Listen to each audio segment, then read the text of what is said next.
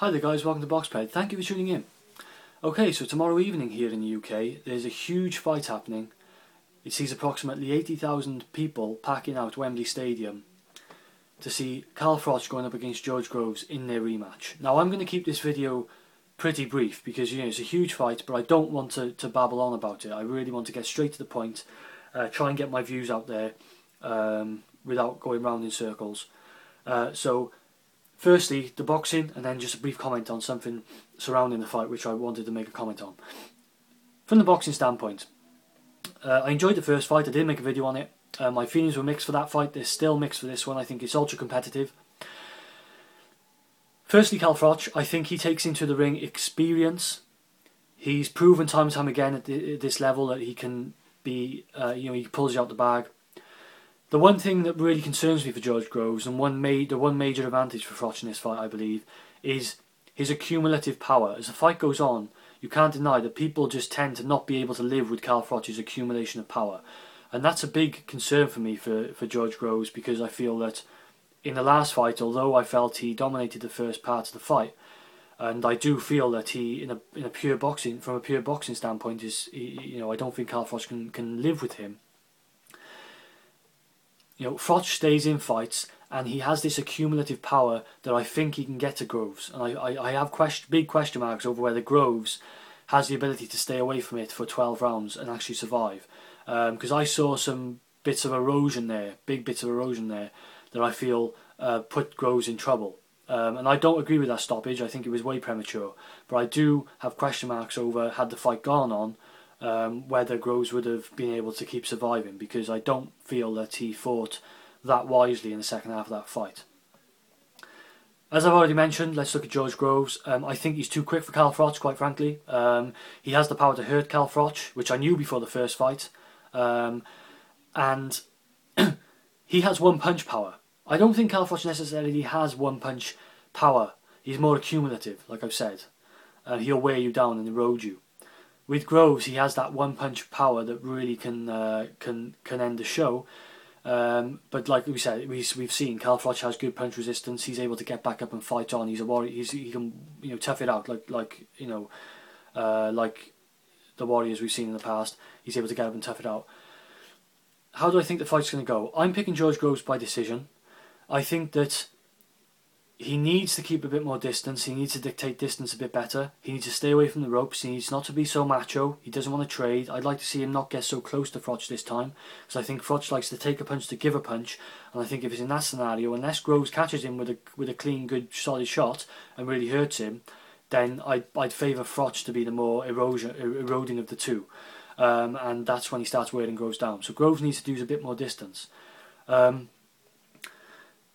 His movement's better, his skills are better than Froch in my opinion. I think that if he keeps it pure boxing and tries to, keeps away from Froch and uses his timing and more of his speed and doesn't go looking for a knockout, I think that he will outbox Carl Froch. So I'm picking Groves by decision. I can see him hurting Froch. I can see Froch stopping Groves. I can also see Froch winning on the scorecards in a close fight if he's had a couple of 10-8 rounds, and because he's the bigger name, it does often influence judges. We like to think it doesn't, but it does.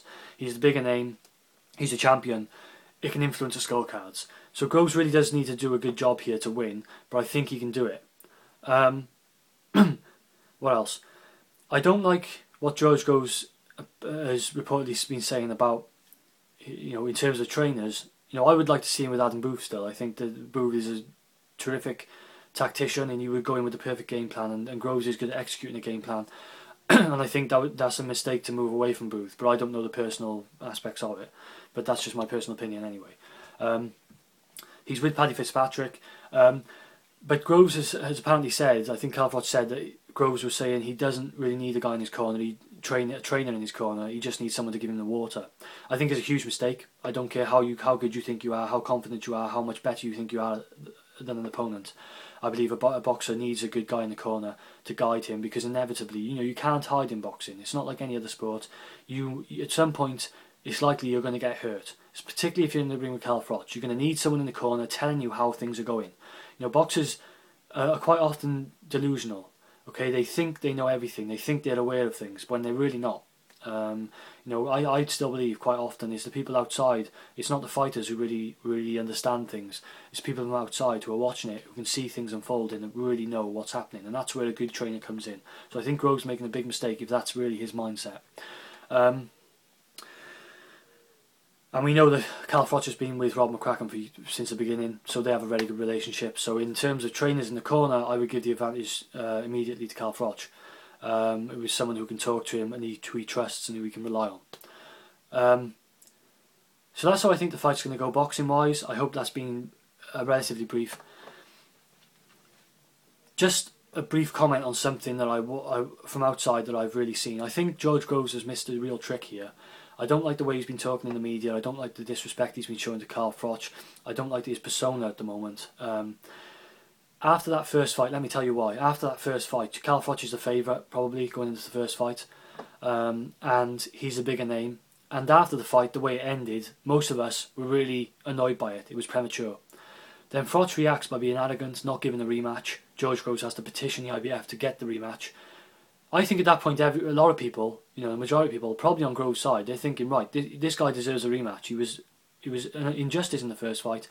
Let him go back and teach Froch a lesson, because we don't see the fight that Froch thought he saw. We don't see Froch, the things Froch is saying, with his typical arrogance. we're not agreeing with Froch in what happened. He's saying that he won the fight fairly and squarely. We're trying to tell him, no, you didn't. You give this guy a rematch. Then the mistake is made by George Groves in terms of a PR perspective. I don't know who's advising him, but I'm guessing it's him. He starts, he goes on with this sort of arrogant air, this sort of cocky confidence, and that's fine. But every time I'm looking at the build-up of this fight, I'm hearing another comment that George Groves has made, like, Cal Froch is getting knocked out. Cal Froch is in too deep. He doesn't know. He actually knows what he's getting himself in for.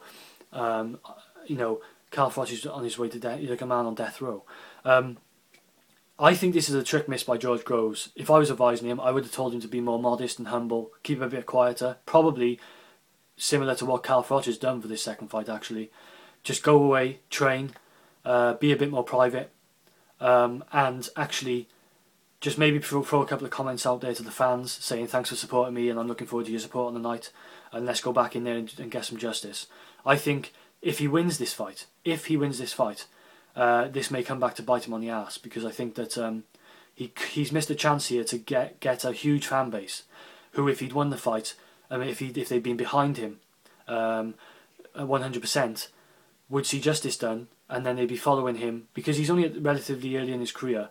He's still got a long way to go, whereas Cal Froch is towards the end of his career, if you believe reports. And then they would have been looking to say, let's really follow George Groves. He would have been able to take a big fan base moving forward as he has bigger fights. As it happens, I think he may have lost a lot of that fan base. I think he may be looked at, perhaps, could even be as bad as, like, say, a Joe Bugner situation, where he's never really liked that much, because he didn't take the opportunity to play to the fans when he had the chance. And people may actually be more sympathetic to Froch in this fight. Maybe I'm talking rubbish here. Maybe you all disagree with me. It's just the way I'm seeing things, and from my personal standpoint, I've gone from being quite sympathetic to George Groves to actually not really caring. I'm actually thinking, well, I really don't mind if Froch actually wins this fight fair and square this time. I don't really care about justice anymore.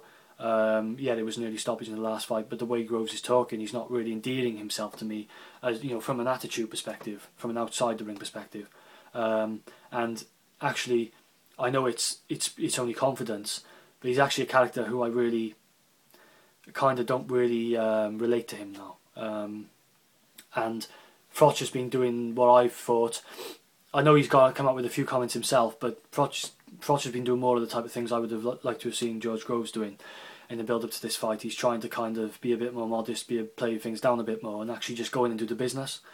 So yeah, I'm going to leave it there, guys. They're my thoughts on the fight. Let me know what you think. You may completely disagree with my thoughts, but that's what I'm thinking, and that's where I think, if he wins this fight, win, lose or draw, actually, I think Groves has missed a trick here. It really was an opportunity for someone to really advise him on the right way to go, and it's been missed.